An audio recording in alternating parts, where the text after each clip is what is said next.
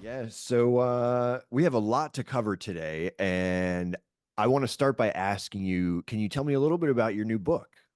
Okay, yeah. So, new book's coming out on August 2nd. It's going to be published by Dead Reckoning Collective, and the book is called Odysseus in the Ore: Healing After War and Military Service. So, it's a book I wrote actually back in 2019. I wrote a much larger version that was initially for therapists, and then went out and I started shopping for a publisher and got introduced to an editor, and he suggested that I pare it down and do a veterans edition first. And Hmm. so that became this book. And basically, it's a look at the archetypal side of coming home from war. And what I do is I evaluate the Odyssey, looking at the Odyssey through an archetypal lens, and considering all the symbolism in the myth, and then compare that to the dreams of modern combat veterans, including some of the dreams that I had in my own recovery. So I'm a Jungian oriented therapist, licensed professional counselor, and really passionate about working with images and dreams. And ultimately, one of the things I noticed when I was reading the Odyssey is that a lot of the images that are in the story, and this uh, you know story that's probably about you know over 2,000 years old, Yeah, um, has all of these images that are repeat themselves even today. So for me, it was just one of those things that whenever I read the myth back in 2019 in the course of doing some work, I thought I got to figure out a way to share this with the world. So yeah. Hang on 1 second. I apologize. yeah, no worries. I have a fan running. I'm sorry. It's all good. Okay, thank you. Um, And maybe might do a yeah, little edit on that. yeah, no worries. By the way, so we just moved into our new house, Mhm, and we have somebody coming in to start drywall in the basement tomorrow. So I've mhm. got a buddy down in my basement right now drilling and banging away at stuff down there. So there may be a little bit of construction noise in the background here. Okay, cool. We're doing it live. We're doing it real. Right on. Yeah, that's so Congrats on the great. new house, by the way. Thank you. I appreciate it. Yeah. Okay. So Odysseus and the Oar. Let's back up a little bit. So you're a Jungian psychologist therapist, but your story kind of starts with the military, correct? That's right. Yeah. So I'm a licensed professional counselor, so master's level therapist, and I'm primarily Jungian oriented. So I went to school at Pacifica Graduate Institute, and trained in the depth tradition. So the psychoanalytic tradition, psychodynamic tradition, and then those are kind of words that speak to the larger umbrella of theories that deal with the unconscious. And Hmm. Jungian psychology, in particular, is looking at the ways in which the unconscious is active and the ways in which it influences our consciousness. And one of the most fundamental assumptions that we have within Jungian psychology is that the ego is just the center of subjective consciousness. So it's sort of our idea of who we think we are. Hmm. And that's just a tiny fraction. It's like the tip of the iceberg of consciousness. While there is an underlying self that is the center of objective consciousness, meaning that there is something within the unconscious which is really truly the center, the guiding center of the psyche, and that unconscious aspect of the psyche is attempting to direct us in life, steer us into who we're meant to be, help us to become the people that we really are at our core, like our true self, but also guiding us to be more aware of ourselves and our place in the world. And so, as a Jungian oriented therapist, one of the things that we take really seriously is dreams and images.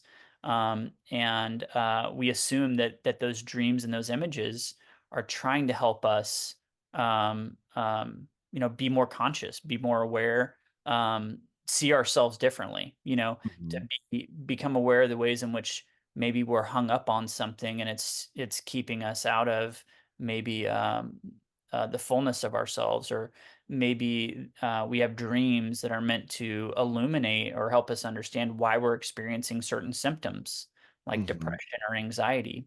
So yeah, before I became a therapist, I was in the army for 8 years and I kind of became a therapist by accident. So, but yeah, I did 8 years in the army altogether, 2003 to 2011. You said you became a therapist kind of by accident. Yeah. Um, yeah, and really, I never dreamt of becoming a therapist. It was not on my list of things to do. It's probably one of the most unlikely careers I could have gotten into. But in the course of my own recovery after coming home from the Iraq War, I started reading books about psychology, Jungian psychology, and I just fell in love. So just once it got a hold of me, I couldn't stop. That's I found this stuff interesting, the Jungian stuff and the dream stuff. I also Is it true that like dreams are also like the brain is kind of like for lack of a better word, like cleaning itself? That's a way to put it. It's funny. I remember not long after I got home from Iraq, I had a therapist um, that I brought a dream to. Like I woke up from a dream one morning and it was just the most powerful, vivid dream. And I told him about it. And his way of putting it was he said, well, aren't dreams just leftover garbage from the day before? And I thought, well, I know that's not right. But, I kind of like the way you put it as like a way of cleaning itself. And another way of putting it, and a way I like to think about it, is that when we dream, it's as if the unconscious is showing us what the ego has missed during the day. Um, Interesting. I could kind of give you an example of that, Yeah, please. and it's a sloppy one, but you know, um, many years ago, I was in a meeting with some of my colleagues, and there was a pretty substantial debate about what to do about a problem we were facing. And I remember just getting grumpy and I was irritable and pissed off and so disappointed that people didn't see things my way. And I fumed on it. I was ruminating on it all night. And yeah, I go to bed and I go to sleep and I have this dream that my mom was driving my car and that she was trying to drive me off the bridge. Mm, And as we are about to drive off the bridge, I wake up from this nightmare. And I'd been in analysis long enough to where the dream was like immediately clear to me, but the dream was very much a reflection of the reality of my psychological the situation I was in that day.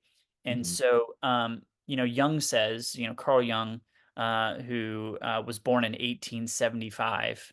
I think he passed away in like, was it 1956 or 1963? I can't remember what year he passed away. But uh, uh, in any case, one of the things that Jung said was that um, dreams present our psychic reality.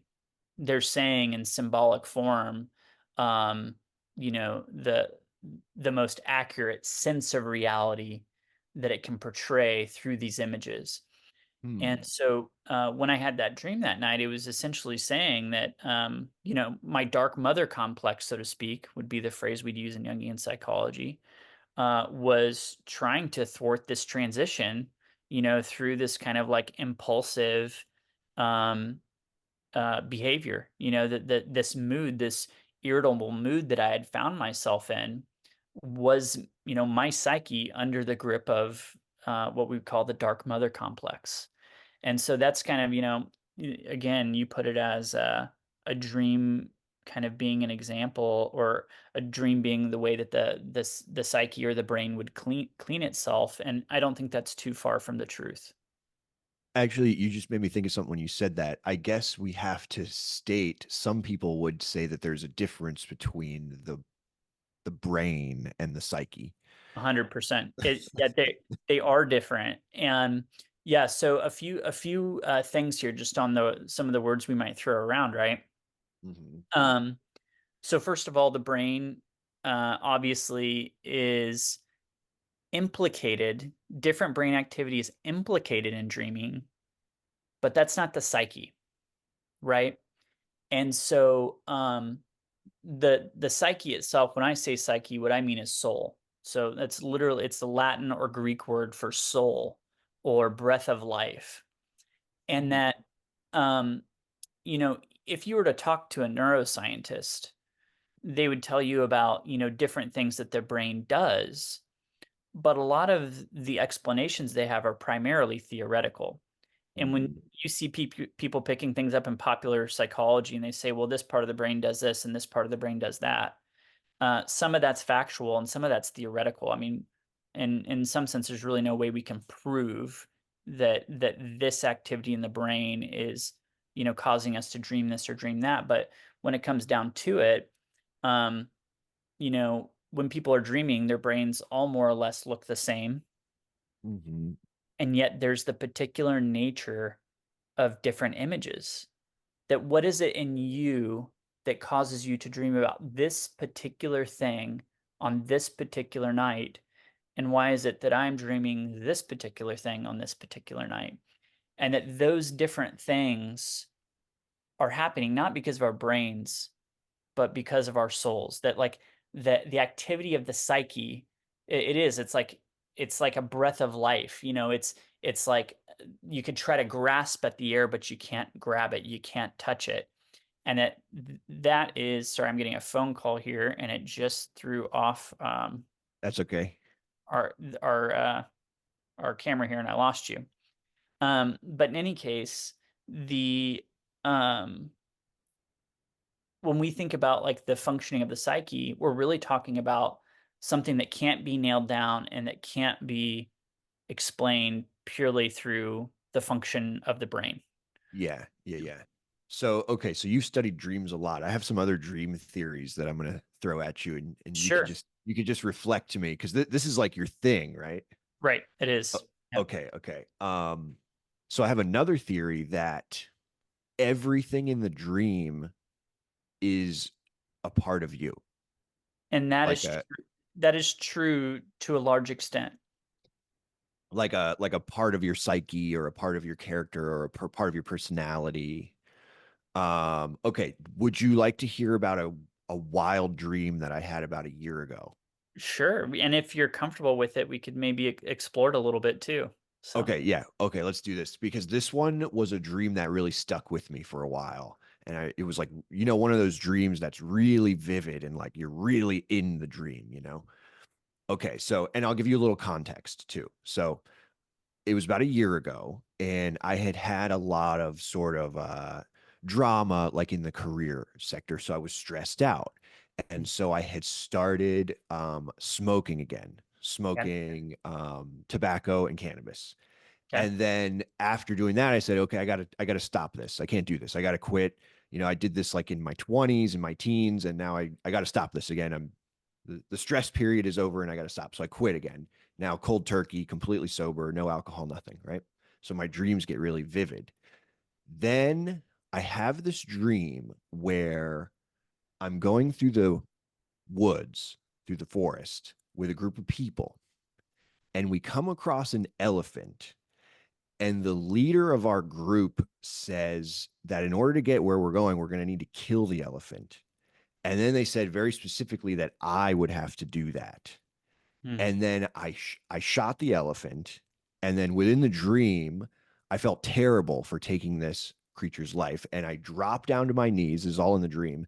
And I start praying and crying that the elephant will forgive me, but also will have a comfortable journey and go to heaven and have a much better sort of next stage. And actually, I was kind of praying that it would be better for the elephant, even though it was a bad situation that it had to die. So that was my dream. And I have some thoughts on the analysis, but do you want me to go first or do you want to go first? Yeah, so one thing I'll say is it's a profoundly archetypal dream, and I actually share a dream similar to that I had in my book. Oh yeah. So yes, and so we'll talk about what archetypal means too at some point because I keep using that word and I do want to define that, but one thing I want to ask you, I want to hear your theory on what the dream meant, but I'm wondering what it was like for you emotionally to have the dream just first of all. okay, within the dream space, like in the dream, it was very emotional. Like I was upset that I had to kill this animal. And I Mm. was like really, really bothered. And I was like crying in the dream and like praying and like praying for forgiveness. And so within the dream space, it was very emotional. It was very upsetting. Okay. And then what about after you woke up? Um, I had lingering similar feelings, but not as strong. You know, it's like obviously like I wake up, I'm like, oh, that was a dream. You know, I don't have to like grieve for some elephant that I dreamed about, you know? Sure. But it affected the flow of consciousness though. Like it struck you and it hung with you all the way up to now, a year later. Yep. And Yep. that to me is meaningful. I'm also curious, so tell me about your relationship with elephants or like what's an elephant to you? What is an elephant? You know, I don't know a ton about elephants, but just from like what I've heard around, you know, maybe watching like Nat Geo and things, that they're like pack animals and very loving and very like family based and very emotional and very smart. Okay. Okay. So what we're doing there, we're just gathering your associations to the dream, which is a really important part of, when we're holding a dream. But then another step of working with the dream is to amplify the images. So you have like your personal associations to like what is an elephant, but then we amplify it. And some of the other like details about elephants that are meaningful is that they're matriarchal. Um, and so it's, that these are creatures where a maternal figure is the leader as opposed to a male one, which I think might be meaningful. Um, but also looking at like their religious significance in different cultures could also be meaningful. But what's your theory about the dream? Like what came up for you? Okay, so my theory is that every single aspect of the dream is me, just a Hmm. different part of me. And the elephant was this huge, essentially a huge part of me because I was this sort of part of my personality that had this sort of addiction or coping mechanism. And it was this large being, this large part of me because I had built up that coping mechanism over years, you know, since a little bit as a teenager, a little bit in my 20s now, then now here I'm in my 30s. So it's kind of built, this part of me has built up and become very large. And I needed to actually like make peace with that part of me and actually like, kill that part of myself, but do it in a way that was like loving and like asking it to go on to a better, your purpose here has been served and now you may ascend to your next purpose, which is, you know, releasing addiction and whatever the next thing is. That is not revealed in the dream, but you know, that's what was prayed for. Yeah. I like the way you held that, and how did it work out in the end? I mean, do you feel like did that period of your life or I guess was this dream mirrored by some transformation of this problem in your life? Yeah, for sure. Because I basically became like cold turkey sober, you know. And so yeah, I would say yes. It's meaningful. Um so I want to so one of the things I want to say too is just like as a professional and ethically, right? That there's a part of me that would love to like dig into this dream with you deeper and kind of and really just like harvest this from the depths of your psyche. And yet at the same time, just because of like my own, ethical boundaries and everything, I also want to maybe hold this differently since we're in this public space with a podcast, right? Yeah, yeah, Uh, yeah, yeah, that exactly. that yeah, that ultimately though, so I mentioned a minute ago that I had a dream a lot like that I shared in my book. Hmm. And this was actually one of the more meaningful moments of my own recovery. But um, before I share that with you, I want to come back to that term archetype, right? Because Yeah, so the first person to kind of use the term in modern times was Jung, and yet he also had picked it up from some of his own predecessors. So there's this guy named Adolf Bastian, and he used the term Elementargedanken, which means elementary ideas. And so Adolf Bastian had noticed that there was these like familiar images in different cultures, and he assumed that there must be these underlying elementary ideas that are part of the psyche. And Jung started noticing some things too that he attributed to some kind of like foundational elements of the psyche, or that there must be something happening in the psyche which causes these images that are in myths to appear in the dreams of modern people, or for different people to have similar dreams. So, um, one way of thinking of it too, right? So, I think probably most people have seen by now like the videos on YouTube of Chladni figures, right? Where you have this like metal plate. It's a square metal plate usually, and they'll put sand or salt on top of the plate, and then they'll play a tone through the plate or cause it to vibrate. And when the tone changes, the pattern on the plate will change, right? So Mhm. maybe it'll be an X, or maybe it'll be a circle with some lines. Mhm. You've seen this, right? Or Yep. waves. Yep. Yeah, and if people haven't seen it, just go over to YouTube, look up Chladni figures, Chladni, Chladni, named after the guy. I think his name was Ernest Chladni, who's like a German physicist and musician, I think in the 18th century. But in any case, look up Chladni figures and you'll see these videos. And what Chladni did is he had that metal plate and he took a violin bow and he ran the bow across the the metal plate, and when he did, it created a certain pattern on top of the plate. But then he took his finger and he put it in a different part of the plate and he struck the bow on the side again, and it made a different tone, and then the pattern changed. Mhm. And then he put a couple of fingers on it and then struck the bow across the plate again, and again the tone changed, and so did the pattern. And so ultimately what's happening here is physics in action.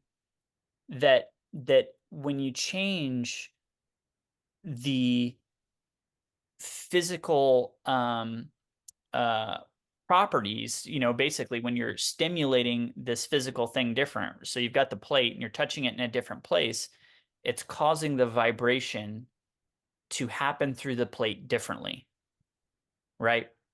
And that's changing when the plate vibrates differently, the image on top of the plate changes. Mhm. Um, and so in a certain situation, you get a similar image. So if you were to take another plate or a similar plate and touch it in the same place in the same way and play a similar tone, you're going to get a similar image as you have on the other plate. And again, this is physics we're dealing with, but the same things are at work in psychology. The same principles are at work in psychology. So if you take two people and those two people were to go through more or less the same situation or similar psychological situations, it's possible that they could have similar dreams. Mhm. So, say for instance, that you take two guys and you send them to war, and then they come home from war and they have more or less the same or similar struggles. It wouldn't be uncommon for some of the same archetypal images to present themselves in the dream of the dreamer. And for instance, like one of the archetypal qualities of your own dream had to do with going into a forest.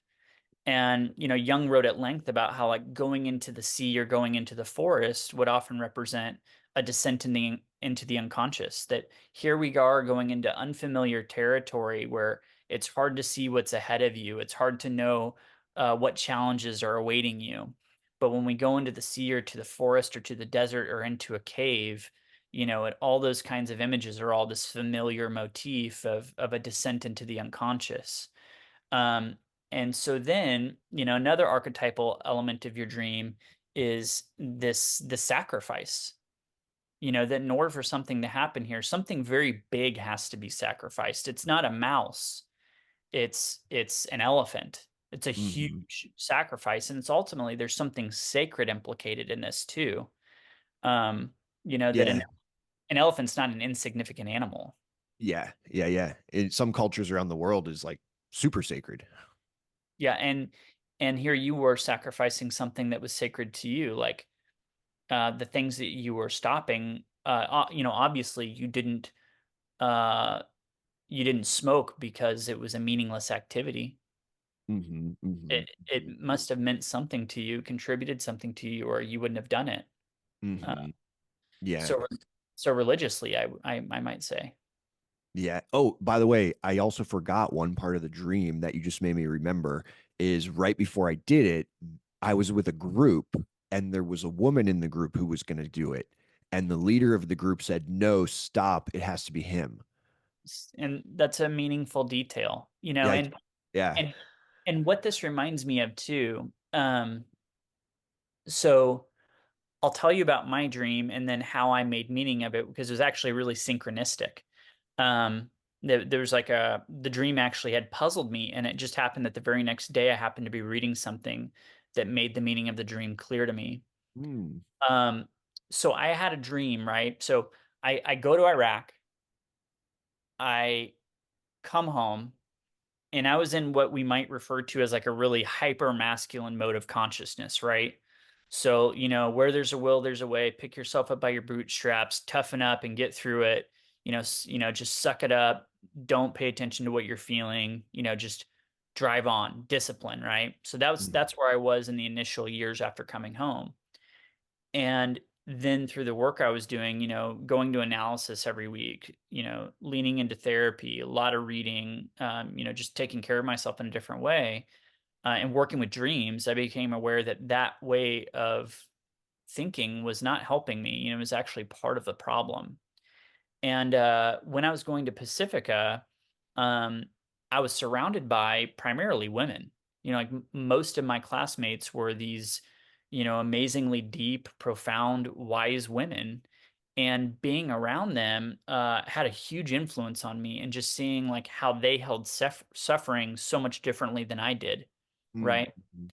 Well, so I spent several years around these women, and um, I mean, they really impacted me. I mean, completely changed my life. But at the end of my time at Pacifica, when I'd really been immersing myself in what we might consider like the realm of the archetypal feminine, right? Okay. Um, I at the end of that period, I had this dream in which I had gone into this building, and that um, I was there with my father-in-law, who is this like really, masculine, tough guy. He's a farmer, just like, good old rural Missourian, Um, and he really rubbed me wrong at the time, right? So I remember thinking this, like, oh, uh, he's like a rough, tough cowboy, right? And in many ways, I think he represented for me something that I once was or considered myself to be. And I thought I had kind of overcome that. So consciously, I'd kind of rejected that way of being. But in the dream, I'm with him. And we go toward this building. And as we're about to go into it, there's this female lion that shows up. And she comes into the building with us. And it becomes clear that our task is to kill her. Oh. And so we subdue her and get her on the ground, and that it's my job to take this knife and to cut her throat and to kill her. And just like in your dream, I was so disturbed by it. It Mhm. really bothered me. And in the dream, I was weeping. Like it just gutted me to kill this lioness.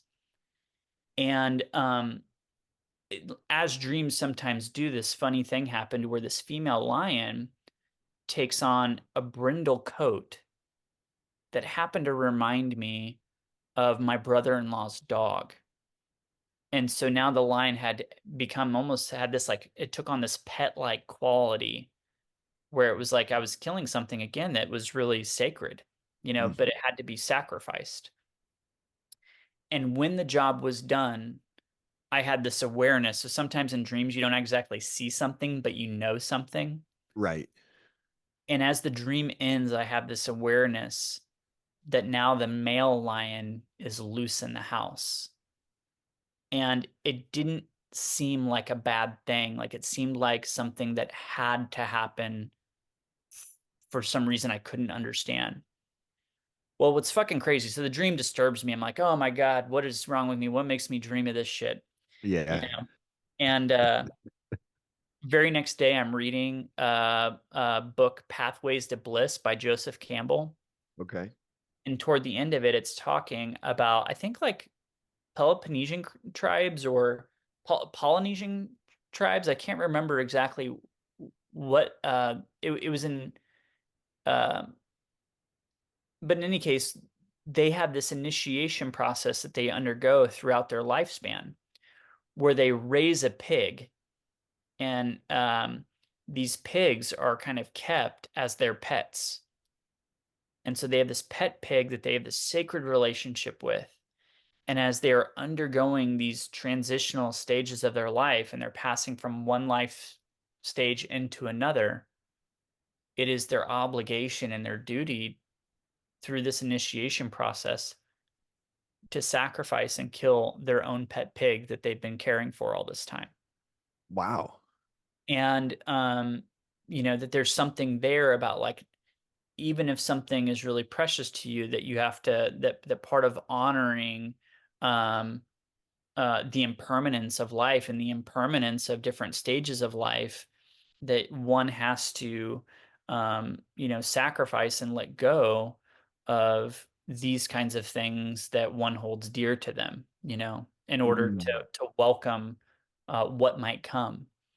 And so the minute to me, it just struck me that I have this dream, and then the very next day, I happened to read this passage in this book, and Yeah. especially with the lion in my dream having this brindle coat, like my brother-in-law's dog, Hmm. and it having this pet-like quality, it became clear to me that the dream was symbolic. It was me parting ways with, the realm of the archetypal feminine that had been kind of the guiding principle through that stage of my recovery and the transition back into this realm of the masculine. Uh, so in any case, I felt like for me that really did usher in a new era that was again necessary for the next stage of my development. See, thank you for sharing that. It's so interesting that we both had dreams in big, like, transitionary times, where we had to kill a very significant animal. But if you don't mind, my initial like reflection after hearing that is, because my take on it is you are every piece of the dream. 100%. Yeah. And so like you were the lion that was now on the loose in the house too.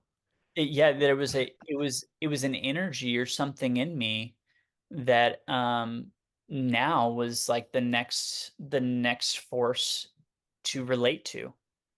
Like Mhm. that I had ultimately I was being forced, the ego was being forced to contend with this other aspect of the self, um, which was different from anything I'd faced before. And one of the meaningful parts about the end of the dream too is that I had this knowledge that the lion was behind me. And whenever Mhm. something's behind you in a dream, it kind of suggests something about unconsciousness because you can't see it. Okay. So it's like all of this energy, all this power that's back here, and ultimately, the ego is obligated to find a way to relate to that and to come to get to know it. um but yeah, I mean, there's it, and again, this is a dream I had, gosh, 5 or 6 years ago. And I Mm. I do really feel like that exact thing did come to pass. I was ultimately forced to reckon with, um, my own masculinity in many ways. To see the Yeah, ways in which that could show up in new ways that I hadn't yet seen before. Something exactly. It's like you killed that female lion and now there's a new way to for that part of your psyche to show up. Like its old position is now over and now it has a new, more exciting job. Yeah. And you know what's fascinating? And the thing is that it's not once and done, and it just so happens. So my last two sessions in analysis with my own analyst, Jungian analyst, have dealt with a similar issue here.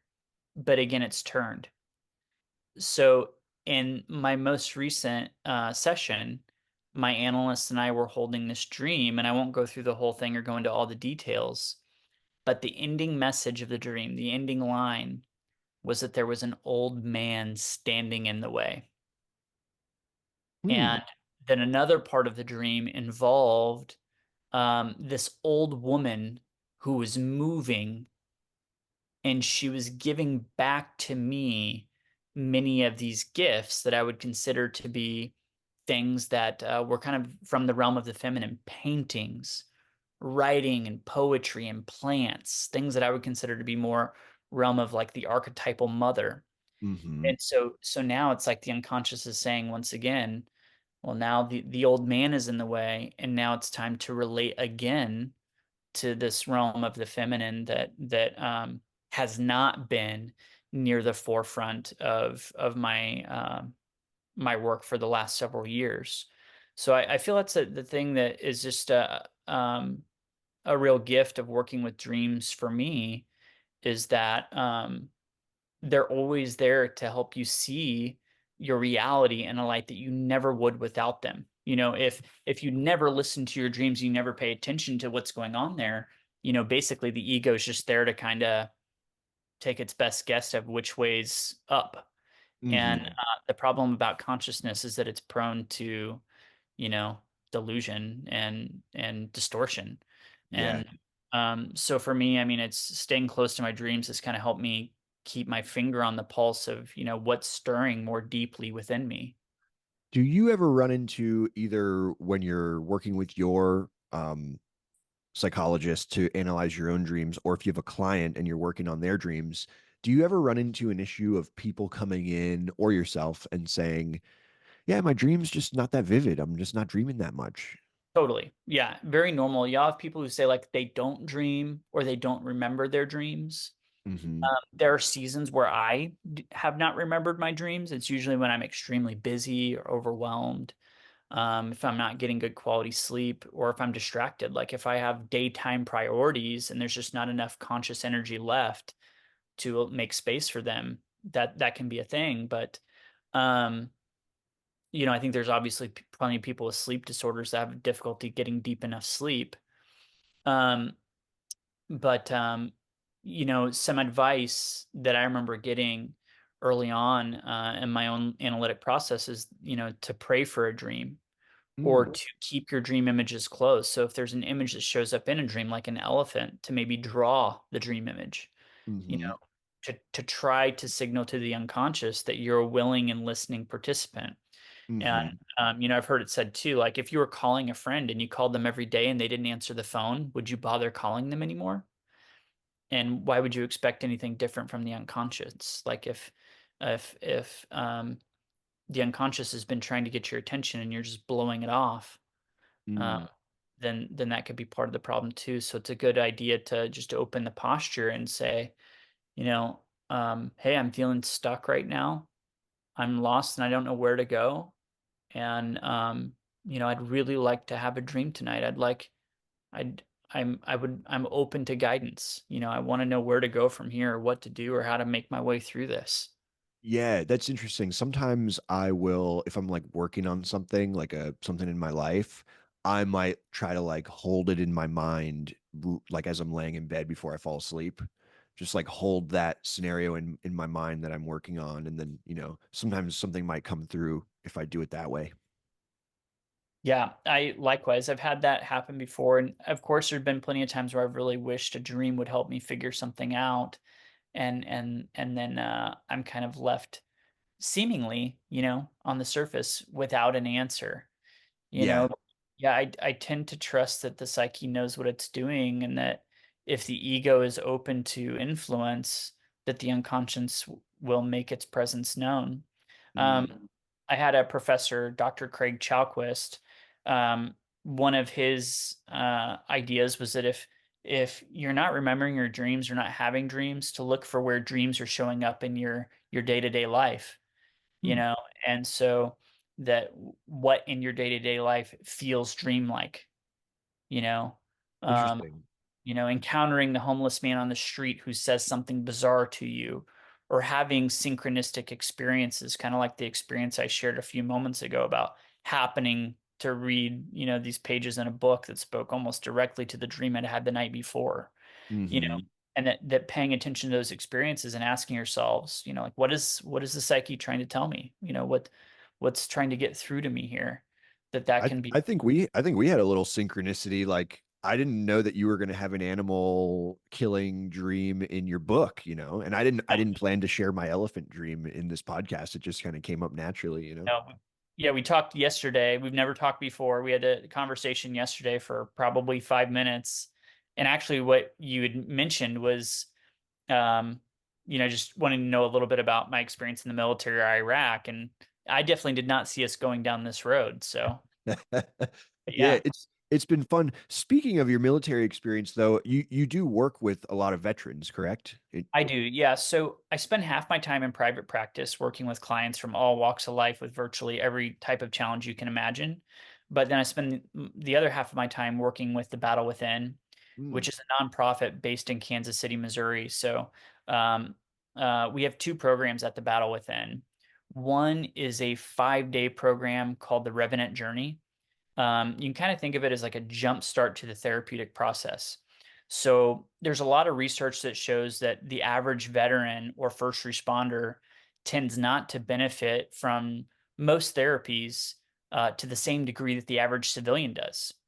So um, there's also a lot of research that shows or suggests why that might be.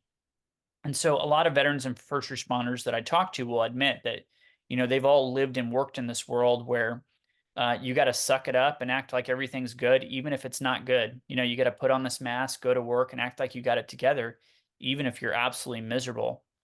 I mhm. can't tell you how many folks I've talked to over the years um, who, admit being just overwhelmed with anxiety or depression and having to show up and go to work and do these incredibly difficult jobs while they're just inundated with suffering and they just don't want to keep doing it anymore, but they don't know what else to do. And so we've all lived and worked in that world. We know what it's like to have these hard times, and we're all, tired of chewing on nails and don't want to have to do that anymore. Now, the other thing that goes hand in hand with that is that when you live and work in this world where it's not okay to feel, you tend not to give a lot of attention to what you're feeling, and you tend not to practice things that are useful for regulating your emotions. I mean, because building your emotional regulation capacity, like kind of the number one criteria for learning to do that effectively is to like be intentional about tending to your feelings. If you're not willing to make space for what you're feeling, it's really hard to practice relating to them and expressing them and working with them in a way that it keeps you feeling good and healthy. So those two problems kind of go hand in hand. Um, at our program, what we do is we create this environment where for over, they spend 5 days with us, Monday through Friday, and we're really good at creating the space in which everybody can take off that mask and talk about how they're really feeling and how they're really doing. And a lot of guys will say, that it's life changing to just have the space with their peers, with other veterans and first responders, where they can just talk about, how tough life has been carrying these burdens. And it's nice to know that they're not alone and they're not the only people that feel this way or that have had these experiences.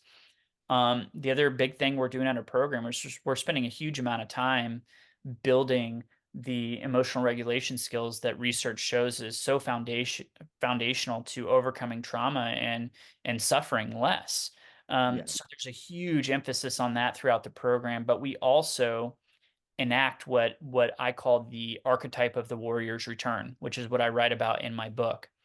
And we could talk about that a little bit, but Yeah. um, in just the long story short is that all over the world there are these myths about returning warriors, and they all kind of tend to follow the same pattern, the same archetypal pattern. You put people in a similar situation, you tend to have these similar images.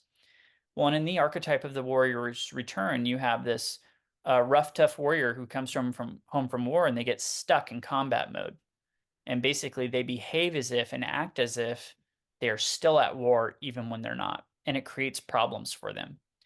And in all these stories, from ancient Navajo tales to ancient Nordic tales, um, and ancient Celtic tale about Cuchulainn the warrior, and then the Odyssey itself, which is what I focus on in my book, that in all these stories, these rough, tough male figures are transformed when they come into contact with female figures who help them relate to their suffering in a new way.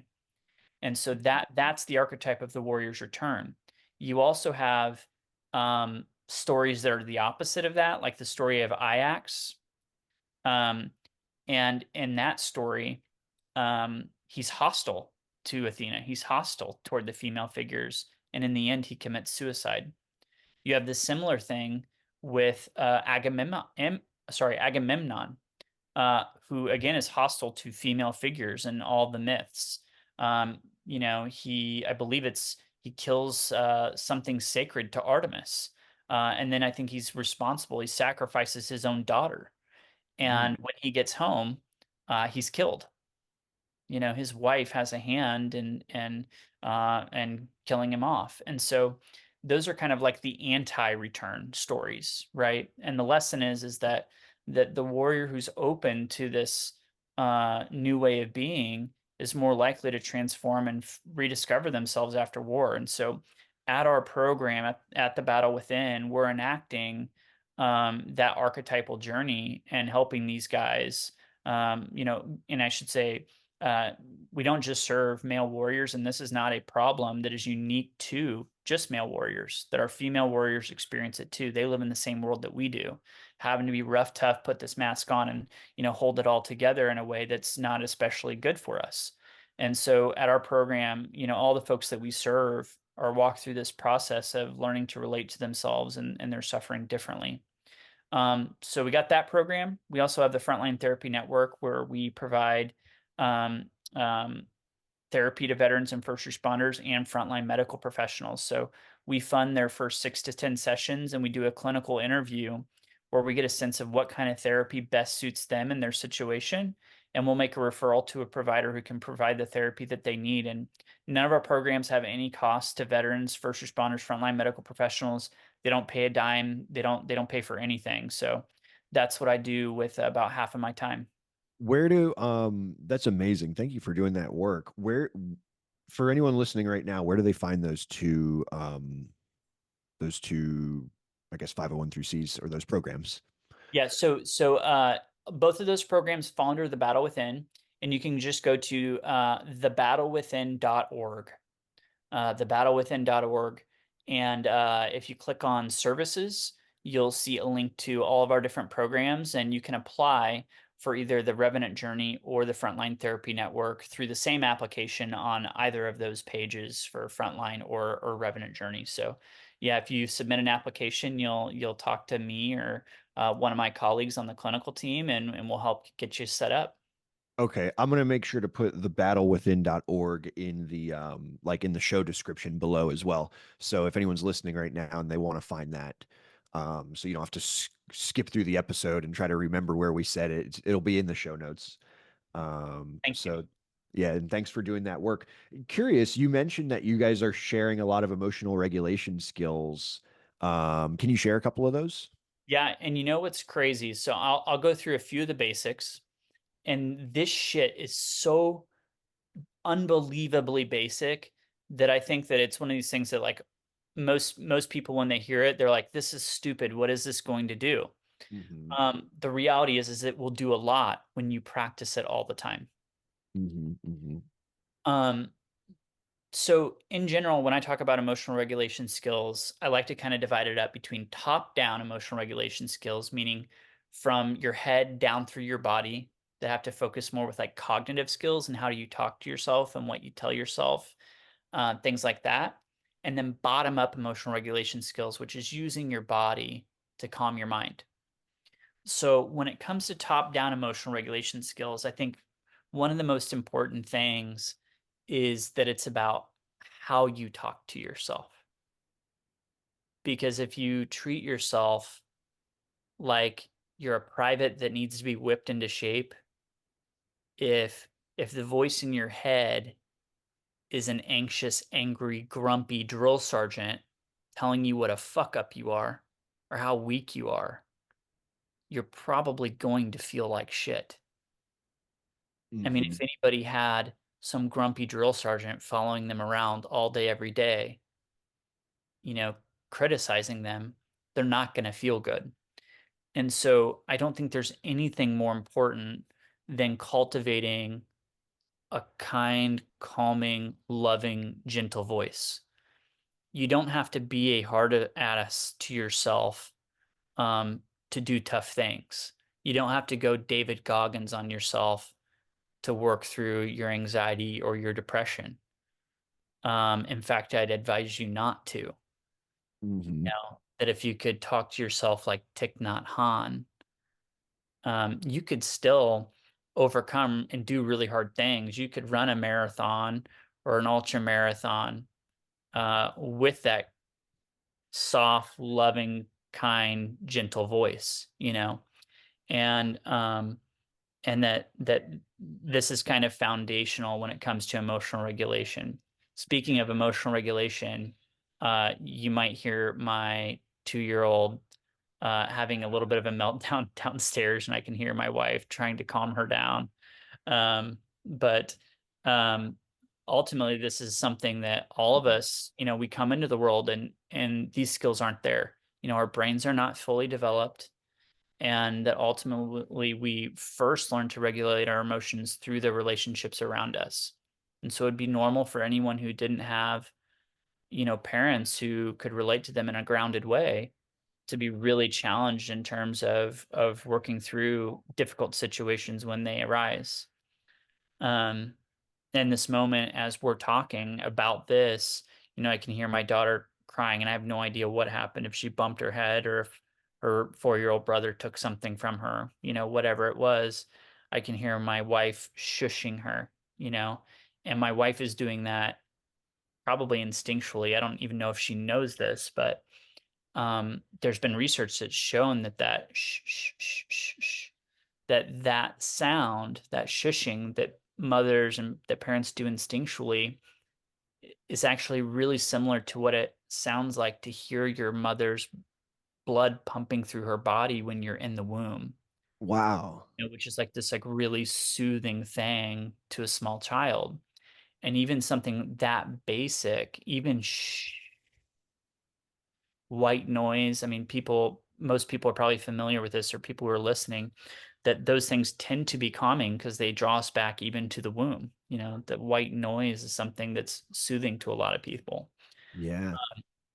But again, so top down starts with how you talk to yourself. But some of the most basic skills, and again, this shit is so unbelievably basic, it's shocking that it does what it does, but they've done fMRI scans, so a functional MRI where they put contrast in your body and they look at what your brain or your body is doing while the contrast is going through. But they've done functional MRI scans on people when they practice different emotional regulation skills. Mm. And what they found is that when you do labeling, affect labeling, or labeling your emotions, Hmm. and then when you practice reframing or reappraisal, those three skills by themselves tend to deactivate parts of the amygdala, which is like the fight or flight response system, right? In the limbic system, the amygdala is kind of like the fire alarm for the brain that sets off the signal and says, we're in danger. So those skills of labeling, reframing, and reappraisal, and I'll talk about what those are in a minute, Hmm. if those skills help deactivate the amygdala, and then they activate different parts of the prefrontal cortex, which is like where logic and reason and compassion happen. And that if we can kind of tip the balance to, because the brain kind of operates on a fulcrum, that if the limbic system is engaged or the amygdala is engaged, the prefrontal cortex, which keeps us grounded, can't be. So if we can activate the prefrontal cortex and get it engaged, it helps to deactivate the amygdala. So one is on or the other is. They're not both functioning optimally at the same time. So affect labeling, right? It's as easy as just naming what we're feeling, saying like, okay, wow, I'm experiencing quite a bit of anxiety right now. Um, and just labeling, like, what was it? Like, wow, when that loud noise went off, it really surprised me. It really shocked me, and felt a little bit triggered by that. Um, and so that's labeling. You're just labeling the feeling and maybe even naming what it was that bothered you. And the next stage is reframing. So maybe the voice in your head normally would be like, "Oh my gosh, I'm panicking. I'm not doing well. Oh my God, this is the worst day ever. I completely fucked that up." Reframing this all would be like, "All right, I'm experiencing a little bit of anxiety. Um, this is not the worst day ever. This is just an opportunity for growth. This was not the ideal start to my morning, but this is a chance for me to just take a deep breath, reset, and make the most of the day. And you know what? I'm going to accept whatever comes my way. If it's a difficult day, I'm going to chalk it up to an opportunity for learning. I'm going to do it better tomorrow." So here we have a reframe. And then reappraisal is where you change the meaning of it. So if you say to yourself, God, I'm such a piece of shit, I'll never amount to anything. Like, why do I have to be such a fuck up? Reappraisal will be like, you know what? I made some bad choices. This was not my best work. Um, but you know what? I was not in a good headspace today. I got off on the wrong foot. Um, and this is an opportunity for me to do an assessment about where I went wrong and to start to think about how I'm going to do it right next time. And I'm going to be a better person because of this. I'm going to be a better person because I'm willing to do the hard work, look at myself, look at where I messed up, and make a commitment to doing it better the next time around. And so there we have, reappraisal. We're changing the meaning of the event from I'm a fuck up to I'm a person who's learning and who can and will do it better. So Nice. those are just a handful of top-down skills that all help shift the way that the brain is responding to the problem and giving us some sense of control over how we can change our experience for the better. Yeah. Um, Now, in terms of bottom-up emotional regulation skills, this is where we're engaging the body in certain ways that help us to feel better. My Like favorite, breathing. exactly, diaphragmatic breathing or belly breathing, right? And a lot of this, is just paying attention to how we hold our body, um, and ultimately making decisions to hold ourselves differently. So a lot of this is a practice. And I can talk just really briefly about mindfulness. I think it's kind of everywhere, and it's don't want to beat a dead horse with all the discussion about mindfulness these days, but um, ultimately, if we can surrender and soften our bellies, which is easier said than done, it is a practice and it's something we have to learn to do, to kind of like surrender and let go of the muscular armoring, right? But if we can soften ourselves and do some nice deep belly breaths, what it does is it helps expand all these fibers in the gut, and it sends a signal up through the vagus nerve all the way up to the limbic system that says, we're good. We can disengage. That this is ultimately like the brakes for the brain and the body, um, to just calm ourselves down. So belly breaths are like one of the ultimate, ways of helping calm ourselves, And slowing. that's just like breathing slow in, slow out, and making your stomach kind of inflate and deflate. Exactly. Yeah. And so I like to think of it as like imagine a string kind of like right where your solar plexus is, just right below that. So in between your belly button and your sternum, right? Kind of the top of your gut. But imagine that there's a string there. And then every time that you're breathing out and you're letting your chest and then your belly fully expand, imagine there's a string there pulling out, and you're just trying to make your gut kind of be a little bit bigger than you think you can make it. So nice full breaths. I like to do a couple of nice big ones like that, and then just do some like nice comfortable belly breaths where you're not trying to like overdo it or breathe too deeply. Hmm. Just trying to like soften, relax, and push your gut out as you're breathing. Mhm, letting the belly mhm, fully expand with the breath. So mhm, I'm a big fan of belly breaths. I'm also a big fan of redirecting your awareness away from whatever's bothering you to something that feels calming or neutral. mm, And you could do this in a top-down way or a bottom-up way. My favorite bottom-up way is that if I'm feeling really anxious and just really spun up and caught up in a place that I don't feel comfortable being, right? That I'll often stretch. And so I'll create a positive sensation by stretching my hamstrings or, even stretching the muscles in my hands or whatever, right? Or mhm. doing some stuff with trigger points, trigger point in your foot, a trigger point in your hand, Yep. um, finding ways to create a sensation that feels neutral or positive and redirecting my awareness from the thing that's bothering me to that thing that feels neutral or positive and focusing on that instead. Um, Another way of doing that would be through like journaling, and that'd be more top down. So if I'm just like overwhelmed with anxiety, and it doesn't feel safe to be in my body at the moment, what I might do is get out my journal and just like write a short story, step into the realm of fantasy, write a poem, trying to get some emotion out, just let myself feel. And of course, one of the most important things when it comes to emotional regulation is not to bottle it down or push it down, but to feel. So, especially for anybody that has anxiety, emotional repression goes hand in hand with anxiety. So, the more you try to stuff down those challenging emotions like sadness or anxiety or fear or whatever or anger, the more you try to push that down, the more anxiety you're going to have.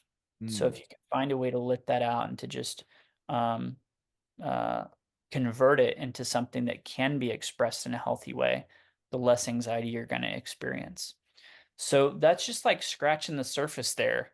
Yeah. But those are some of the most foundational aspects of this from my perspective. Amazing. Thank you for sharing that with the world. Hopefully people can use that in their life. Um, I'm curious. I want to share a little bit about like your military background and how it led you to the work you do now and the book and everything. Do you mind if we take a really quick bathroom break? All right. Thanks for that. Yeah, hope it doesn't mess anybody up that I've changed locations in the middle of this year, but I've Nah. opted for a new, more comfortable location. So Nice. Cool. Well, we're back at it. Usually we start the show with like, your story and your military background.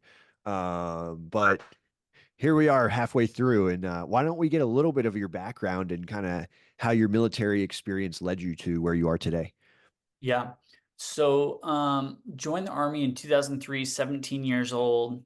I did the split up thing and joined the reserves. And then I was initially in a medical unit. I don't even think I was there for 6 months before I switched to the National Guard and went over to the 1141st Sapper Company, so combat engineers. And then I was there for I don't know, like a year or two and deployed to Iraq 2007, 2008 with the 1138 Sapper Company.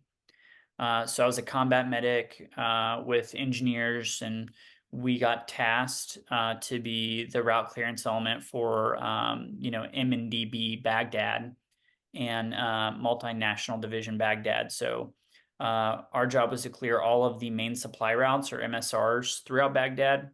So we were like, running Irish, Vernon, Sword, Oilers, Pluto.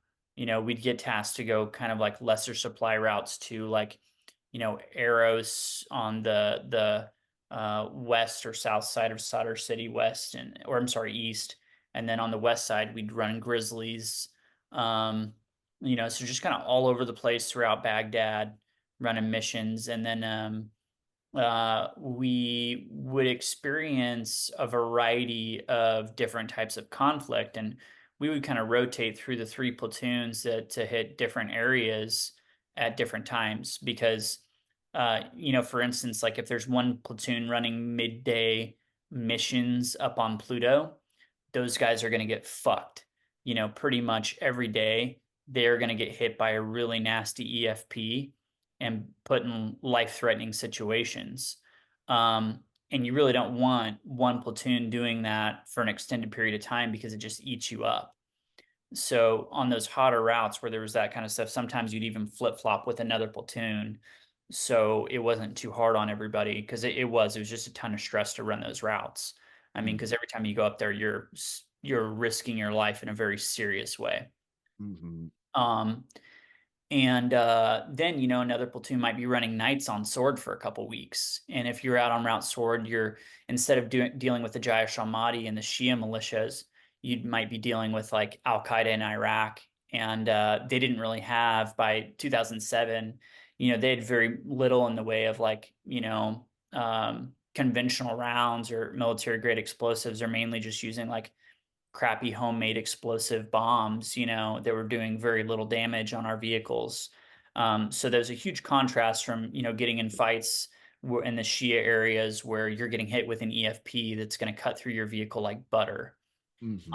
So we're kind of seeing a little bit of everything, just depending on, what schedule you were on in relation to the other platoons. And when fighting broke out when the ceasefire ended with the Jaish al-Mahdi, and which they were always, even though there's a ceasefire, they were fucking with us all the time, shooting RPGs at us, ambushing us on Pluto, whatever, um, or Grizzlies. And but ultimately, when the ceasefire broke down and they started firing rockets at the green zone, then we got tasked with doing route clearance during the Battle of Sadr City. So my unit was responsible for, basically just driving around Sadr City, getting the IEDs and EFPs off the road. So that made for a couple of very, very hairy months, um, and, life-changing experiences. So on one hand, I, got to do exactly what I set out to do. I mean, that was kind of where I wanted to be, what I was wanting to do. I loved my job. It's pretty much all I'd ever wanted. It's like I felt like I was kind of born for that, to do that kind of a job.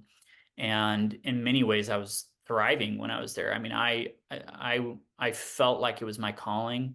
Actually, while we were there, I had like volunteered to stay and do another tour of it. Like I didn't want to go home, and actually, I'd asked them to go to Afghanistan, and they're like, "Yeah, you can stay in Iraq, but you can't go to Afghanistan."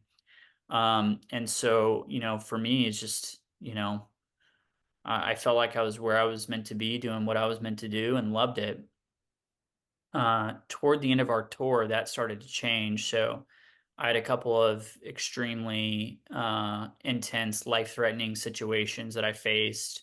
I feel like I got pretty lucky with a couple of experiences. Just EFP strikes, rocket attack.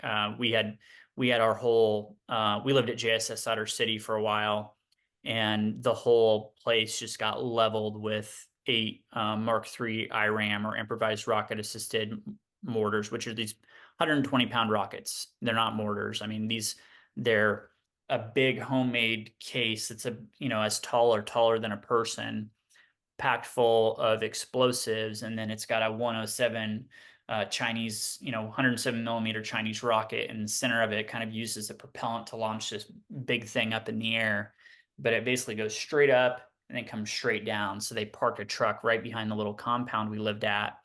And, when those rockets went up and then came down, it just decimated the whole entire base. Um, Whoa. yeah, I mean, we were very, very, very lucky. And in fact, the day before, we had been sleeping exactly where the rockets landed. We had been sleeping outside up to that point in time. But our first sergeant had thrown a hissy fit and got us moved into this schoolhouse. And so if he hadn't done that, the whole platoon would have been killed, every single one Wow. of them. And we had just gotten off of a long mission, where we had gotten hit several times the night before. We'd been ambushed and gotten to a pretty gnarly situation, up on Route Gold, I believe. Um, Gold and Delta. I'm trying to remember the particulars, but yeah, the memory of what happened before, pales in comparison to the rocket attack itself. But all I remember is that I had 6 guys who had been hit the night before. And when we got back, um, around lunchtime, I had to take those guys in for their MACE report, or like military acute concussion exam. And so we go into like this little trailer where there's a couple other medics to do their MACE exams and get them signed off on so that we can go out again. We only had 4 hours of sleep before we'd go out on the next mission. And at 1:19 p.m. or 13:19, those rockets went up and, basically flew directly over our heads, and then came down right on the other side of the building from where we were sleeping. So I think the total distance these rockets traveled is like, I don't know, maybe 50 meters or something. This is, Wow. yeah, I mean, but this teeny tiny outpost was just blown to smithereens. And um, um, I was one of the only medics there that day, and uh, I still can't believe there were no fatalities. I just absolutely shocking event. But yeah, between that and an EFP strike on my vehicle that I feel, I was very lucky to have survived. Um, and then some other near misses, I definitely started feeling myself, getting a little shakier in terms of what I felt capable of. And um, I also had torn my labrum during the rocket attack, in the midst of all the chaos. And so I took a week off of missions and returned to mission. Actually, May 7th, I was back in Solder City with a torn labrum, just trying to do everything I could do to stick with the guys and do my job. And um, it was a life-changing experience, to say the least. So I got home from Iraq in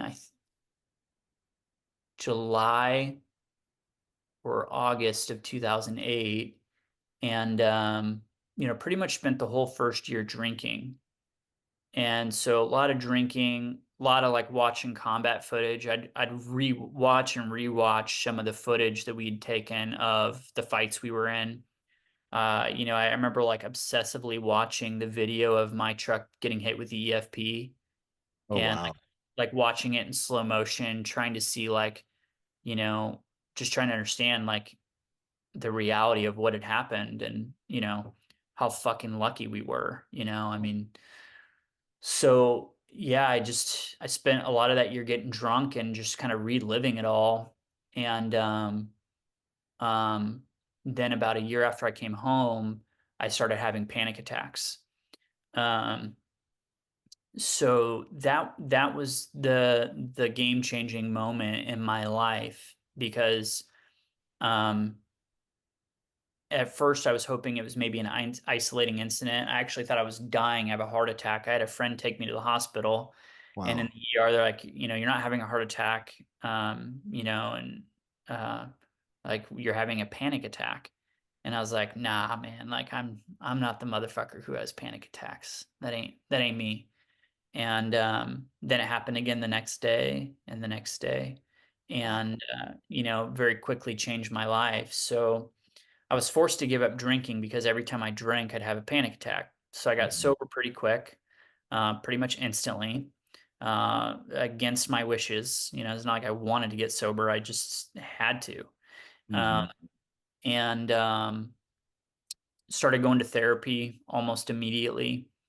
And I was trying to deploy, with my old unit, to Afghanistan. And I was up for promotion to E6, and basically just trying to get healthy. And no matter what I did, I just wasn't getting better. I became agoraphobic. Um, so I started then like would have these fears that I would have a panic attack, which was driving the anxiety and making it worse.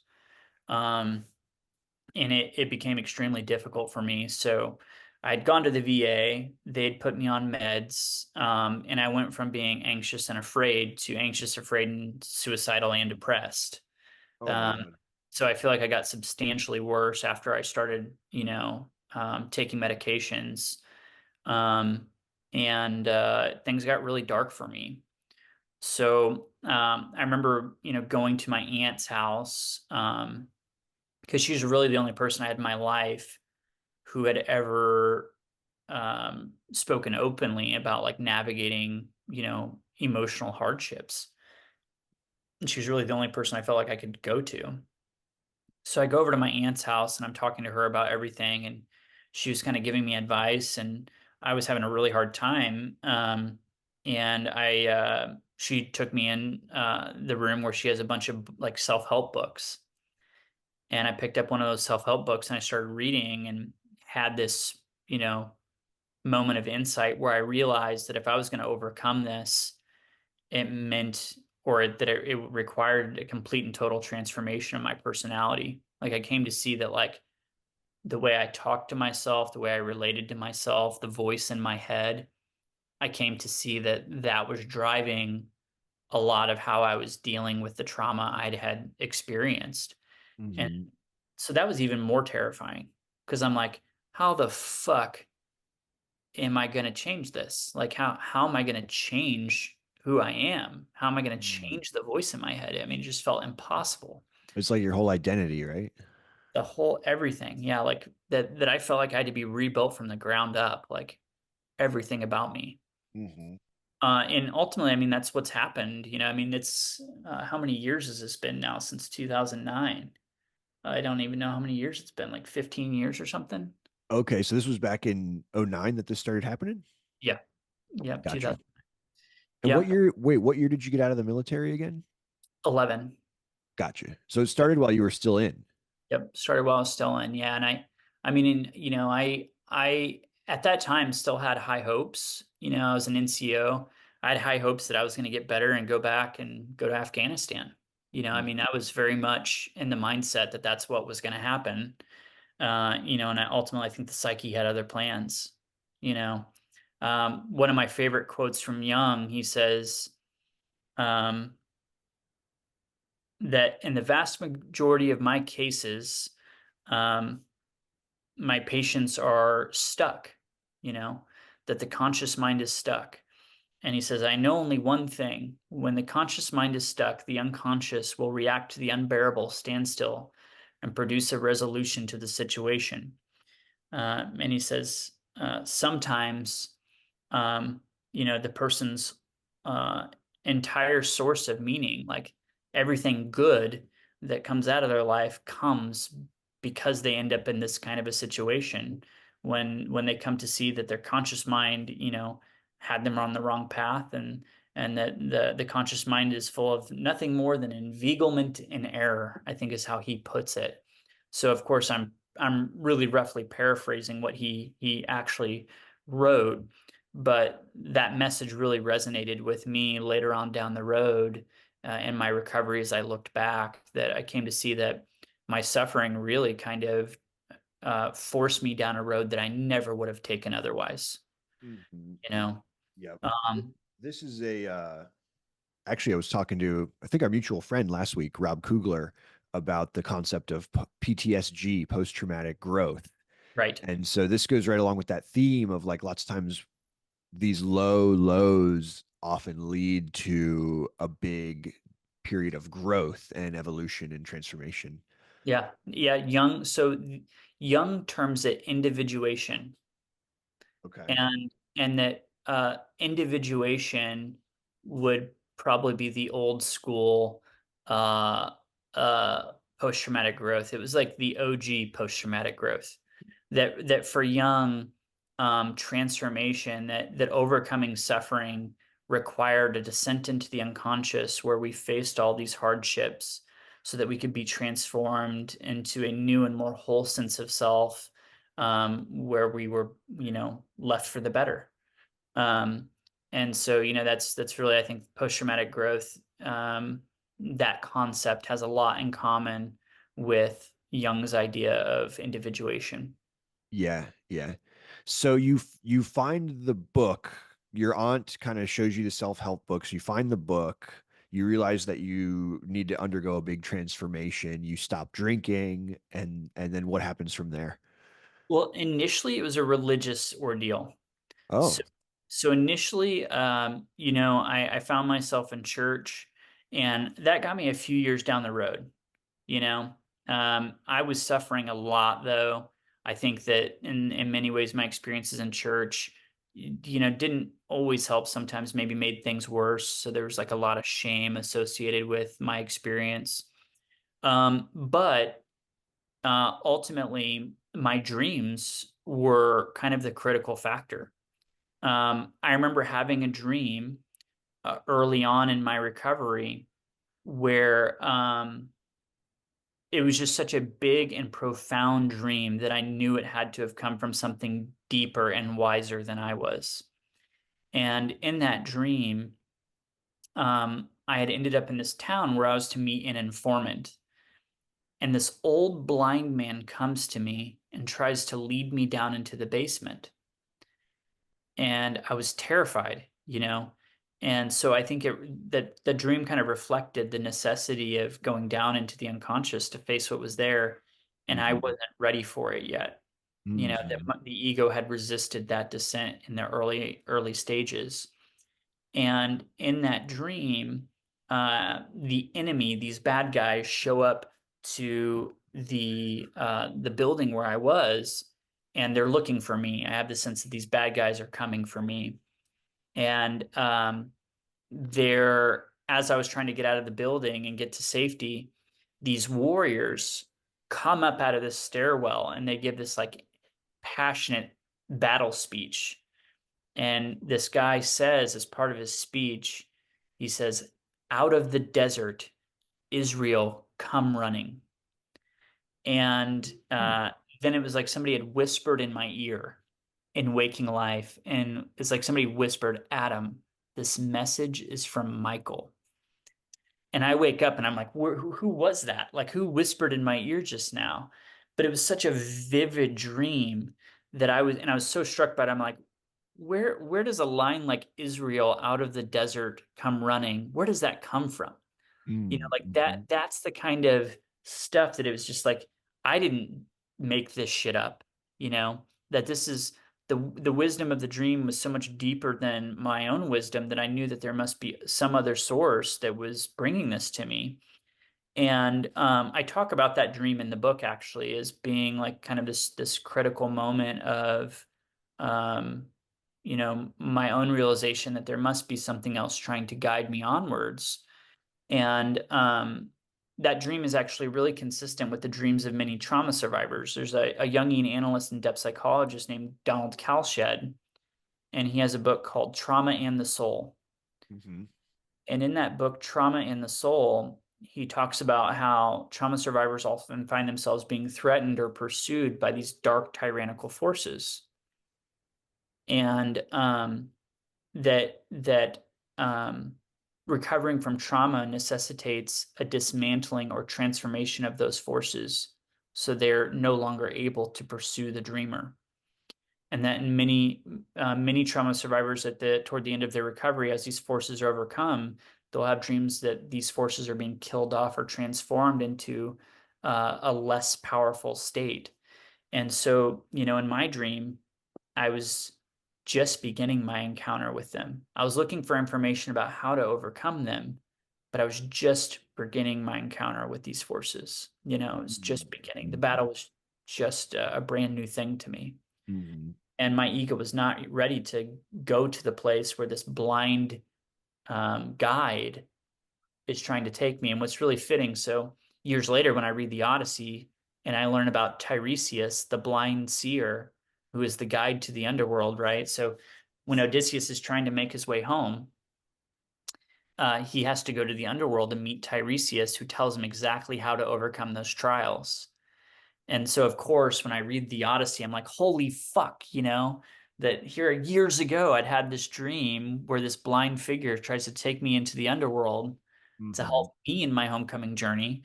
And I knew nothing about any of this shit, you know? Wild.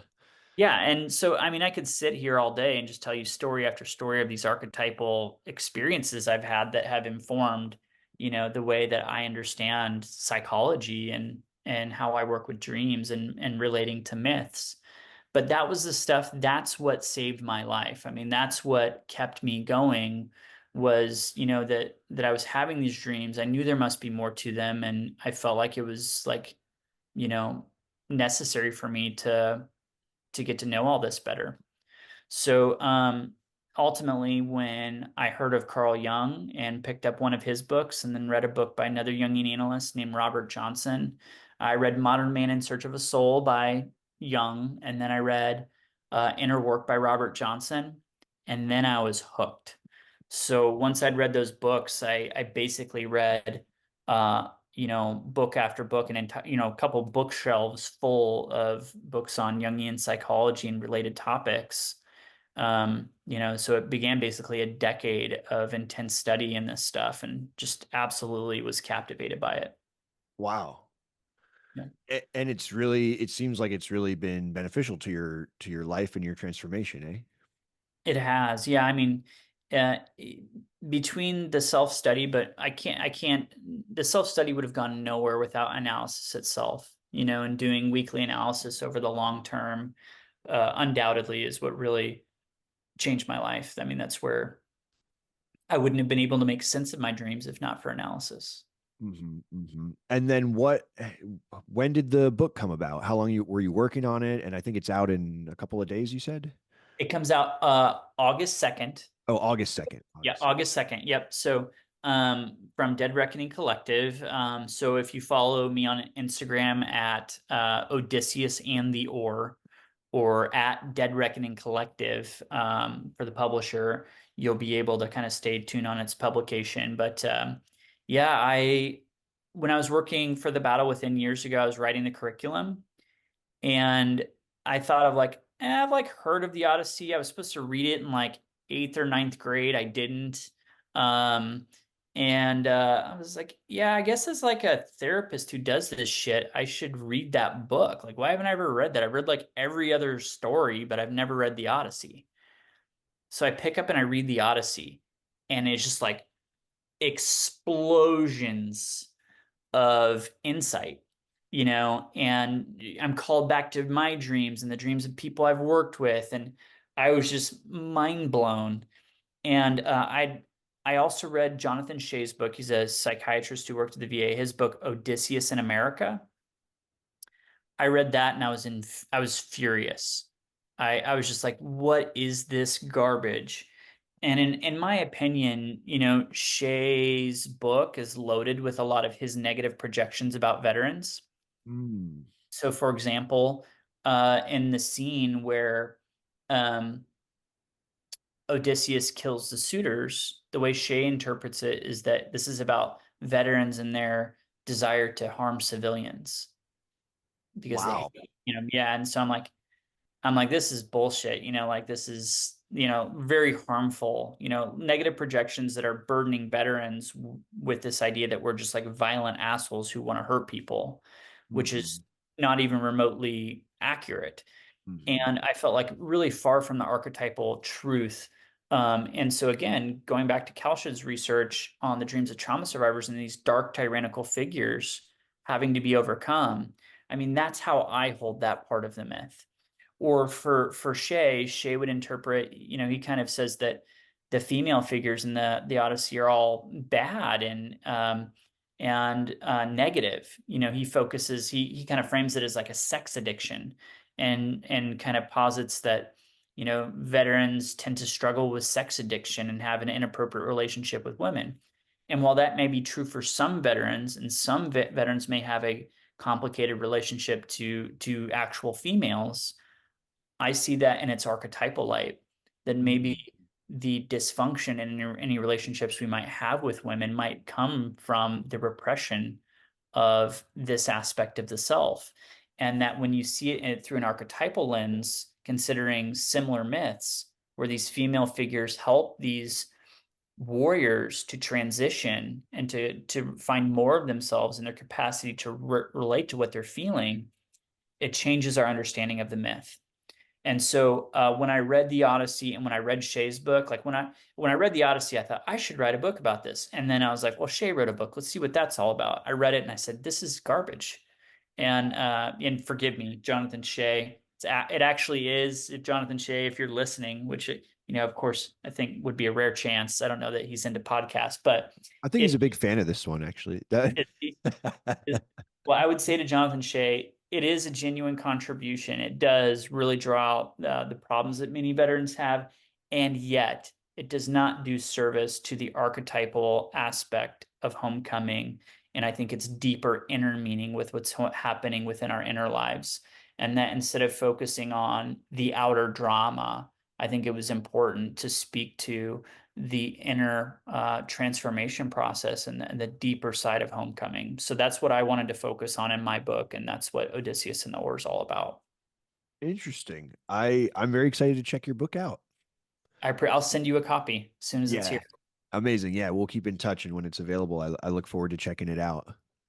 Yeah. Well, I'll look forward to hearing your thoughts as well. Yeah. Um, I think we're a little tight on time for a survival scenario. Um, but I'm curious, how are you doing on time? And as we kind I'm of get close to the end, do you want to share anything else with the world, or what are you thinking? I'm good. Yeah. I mean, so I've got a few more minutes. If you want to dig into a survival scenario a little bit, maybe we could do like an abbreviated version. You know what? We'll pivot over. We'll do a scenario, and I'll just move through the questions kind of quick, and we'll do it Okay. quickly. Okay. No Um, rush. We're good. cool.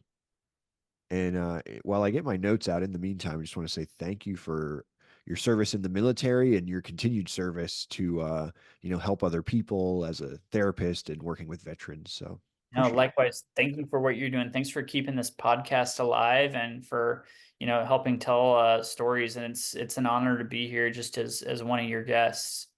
Oh, thank you so much, man. Appreciate that. Mhm. All right, let's see what we got here, my friend. Get all my screens organized. All right, here we go. For this hypothetical survival scenario, you are a lone soldier who's been separated from your unit during a mission in a hostile city. Your Okay. radio is broken and you have no way to contact anyone for help. You must Okay. navigate the city and survive until you can find your way back to safety. Okay. All right. So, first question. Do you A, try to find a high vantage point to get your bearings, or B, stay put and wait for your unit to find you? Man, context is critical in this situation. However, I think being in the blind here, it's probably just best to stay put for the moment. Okay, you're going stay put. Yep. And by the way, if I ever have a different answer, you can always push back on me and say, Okay. well, I would do it for this reason. So let's see. Let's take it to the judges. The judges had A, try to find a high vantage point and get your bearings. All right. So So who are the judges, by the way? the judges are me. I write these based off of Clint's books. Clint is the Okay. former host. Yes. I don't know if you know Clint Emerson, but I get all my survival skills out of Clint's books. So for the listeners listening at home, you will know the answers if you have read all of Clint's books. But I'm guessing let's talk about your thought process a little bit. You're thinking like stay put because the unit's going to come back and get you. Yeah, and that's the thing. Context is everything, right? So where I was in Baghdad, there's going to be anywhere I am, there's going to be another patrol there in less than 24 hours. Mm-hmm. Now, if I were in Afghanistan or some shit, or different environment, yeah, I'm probably gonna move. I'm probably not gonna wait for somebody to find me. Okay. We're going to give you the points because you technically have done this kind of before. So, since you explained your answer, we're going to give you the points on that one. So, Fair enough. Yeah, and you know what? I'm not. I'm gonna play along with the show, and I don't need to be right. I can be wrong too. No big deal. So, but let's keep going. that's a very high transformational position to take of you. I appreciate that, You sir. don't Thank you don't have to be right. So, let's say so for this one, um you stay put, but your unit never shows up. So you end up looking you. for a high vantage point after that. Okay. Okay, so you climb to a tall building and you see that you're several blocks away from your unit's last known location. As you start to make your way towards them, you hear gunfire in the distance. Do you A, head towards the gunfire, or B, avoid the gunfire and take a different route towards your unit? No, you definitely go toward the gunfire. Yeah, because if there's gunfire, you know that there's good guys over there. Ah, okay, okay. That makes I sense. mean, you'd assume you hope it's not a fight between two groups of bad guys because then your chances are not so good. But I like your thought process there. You're thinking if you hear gunfire, that's your friends fighting with the bad guys, and you're gonna go link up with them. there's going to be at least some good guys. Okay, okay. So okay, got it. Okay, we'll go with that. So you go with A. You're heading towards it because you're looking for your people. That's what I. Okay. Okay, cool. We'll go with that. So A, head towards the gunfire. As you make your way through the streets, you come across a group of hostile fighters. So do you A, engage the fighters in a firefight, or B, try to sneak past them unnoticed? Yeah. Well, ideally, you're not going to fuck with a group of people all by yourself because yeah. Again, context is everything. Depending on this, probably in most circumstances, I would not recommend picking a firefight with a group of dudes. But I don't know if you got the beat on them and they're exposed and out of cover, you could fuck up a lot of dudes real quick, depending on how you're armed. So, but in this scenario, I'm gonna say I'm gonna not fuck with them at this moment. Yeah, fantastic, fantastic. So B, you try to sneak past them unnoticed. Um, and you manage to make it past them. But as you continue towards your unit, you come across a collapsed building blocking your path. So do you A, climb over the rubble, or B, go back the way you came? I think you just go over it. Yeah, A. You want to keep on going. You don't want to go back, retrace your steps, find the guys that you were avoiding. You're not going back. So you're going to go A. You're going to go over the rubble. So you decide to try to climb over the rubble. And as you do, you accidentally trigger a booby trap, which sets off an explosion and knocks you to the ground. So do you A, assess your injuries and take necessary first aid measures, or B, ignore your injuries and continue towards your unit? Again, context is everything. I'd say, if there are life-threatening injuries, like if I've got an arterial bleed, obviously I've got to put a tourniquet on or do something immediately. But short of that, I'm moving. I'm not waiting for some jabroni to come and check me out. So I'm getting the fuck out of there as long as I'm good enough to move. Yeah, yeah. I like your style that you're like, I'm going to get out of there as quickly as possible. With the caveat, if there's something life threatening, you're going to address that quickly. Yeah. Actually, going back several years, there was a previous host of the show named Cade Courtley. And one of the things that he used to teach is always address the thing that will kill you first. Yep. So if you've injured yourself, you need to address that first and then move on. But I like your answer. So you check yourself out. Um, you're okay. You're banged up, but you're okay. And then you realize there are enemies closing in on your six. So do you A, crawl into a nearby sewer system, or B, hide in the rubble? Oh man, I've just gotten blown up.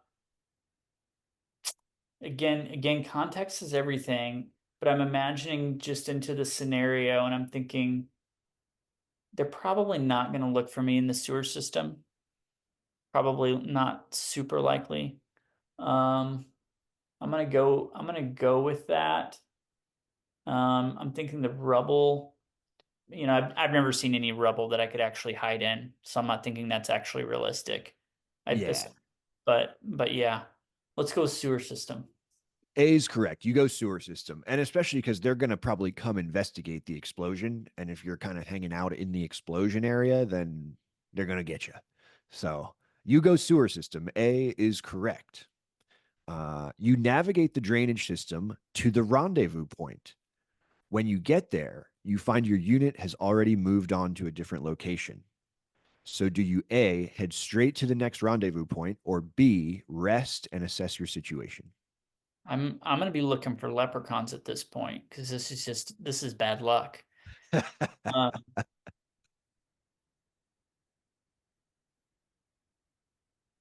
yeah, I haven't covered that much distance, right? I've just gone a couple of blocks. So your my options were to to Maybe a keep. little further than that. You're moving. You've covered a little bit of distance. We're not going to say how much, but more than a few blocks. Okay, so take a break or keep moving. Yeah, head straight to the next rendezvous point or take a break. Uh, I'm gonna go to the next rendezvous point. Now, for me, being in a mounted unit ain't gonna do any fucking good because they're moving way faster than I would anyway, and they'd be long gone. And also, there's no chance they'd ever leave me, Yeah. but or anybody else. But for this, I'm gonna say is if I've got gas, I'm gonna keep moving. Yeah, fantastic. You don't want to sit around and wait. And especially like you said, your guys are on the move. So you got to be on the move too. You're not waiting around for the enemy to get you and for your guys to move on. But you also made a good point. They would never leave anyone behind. So it's an important note. But A, for this scenario, A is correct. You head straight to the next rendezvous point, and we are on to the last question. You continue on to the next rendezvous point. As you do, you come across a wounded civilian who needs medical attention. Do you A, ignore the civilian and continue towards the rendezvous point, or B, provide medical aid to the civilian? I now, I personally, this is a me thing. In my judgment, I'm going to take the risk of providing medical care. Um, and just cross my fingers and hope that that pays off in my favor. Mm-hmm. I know other people who'd probably just say fuck that guy, Mm-hmm. but for me, that's just not me. I'm gonna help that person out and cross my fingers and hope it pays off. Beautiful, beautiful. So the last question was actually like a toss up. There's no wrong answer. It could go either way. That's me getting into the psychology a little bit, and I just like to see what you're going to say. Because there's really no wrong answer on that one. I just like to see what you're going to say. So, for this scenario, you help the guy out and he turns out to be friendly. He's not hostile. So you did a good deed. And then you finally reach it to the rendezvous point. You meet up with your unit.